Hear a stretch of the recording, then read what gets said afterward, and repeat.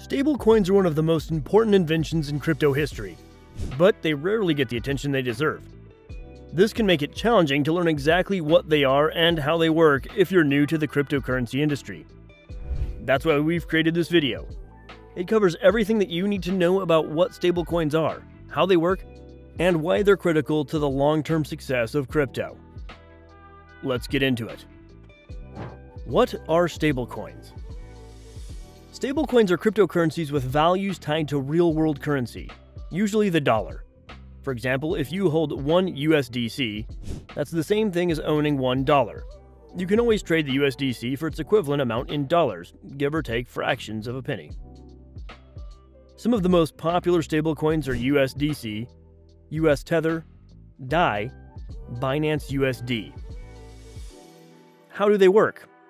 Stablecoins must be able to maintain their peg to the currency that they're tied to, or else they end up being worthless. There are two major approaches to achieving this, and both involve collateral.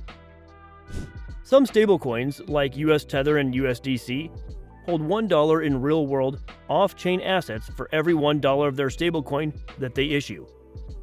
If they have $1 billion in assets, they'll only issue $1 billion worth of their on-chain stablecoin and nothing more.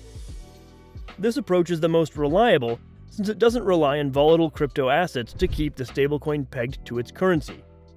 However, a few stablecoins have experimented with using on-chain assets to maintain their pegs. Some of these have been more successful than others. For example, DAI over-collateralizes its popular stablecoin with USDC, Pax Dollar, Ethereum, and Bitcoin.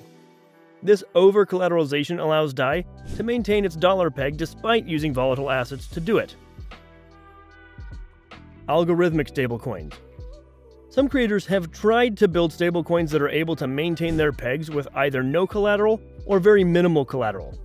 Most of these approaches involve using algorithms. The most notorious examples of an algorithmic stablecoin is Terra Luna. It used a mechanism of buying and selling Terra and Luna to maintain its peg through arbitrage. Terra Luna became one of the top 10 cryptocurrencies in the world and was very successful.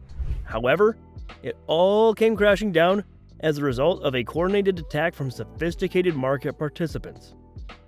Many are now doubting whether algorithmic stablecoins can work at all. Why do stablecoins matter? Stablecoins play a really important role in the crypto ecosystem.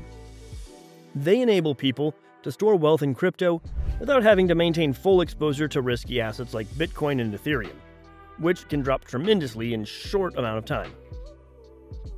In this way, stablecoins make it easier for people to use cryptocurrency in more robust ways. They can unplug from the traditional financial system if they wish to do so, without having to worry as much about the downside risk. Stablecoins also are helping to get more and more people into the world of crypto. For example, people who live in countries with highly volatile national currencies can choose to hold their wealth in stablecoins instead. This utility gives people a reason to use crypto who might never have engaged with it otherwise.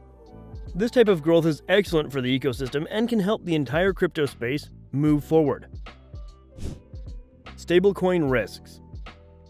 It's important to note that there are some risks to using stablecoins. The regulatory policies surrounding these assets aren't very clear in most places. This could create a situation in which it becomes illegal to use certain stablecoins in the future, which may tank their value while you hold them. Stablecoins also always run the risk of depegging from the United States dollar. This can happen during major crypto sell-offs and market events. Sometimes the assets will regain their peg, but other times, such as in the case of Terra Luna, they don't. Still, stablecoins like Tether and USDC are relatively safe to use.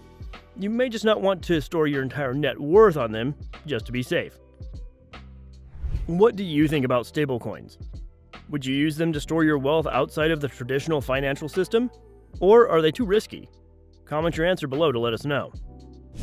If you're interested in learning more about crypto, the metaverse, and NFTs, make sure to obliterate that like button and subscribe. Thank you for watching Metaverse Memo. Until next time.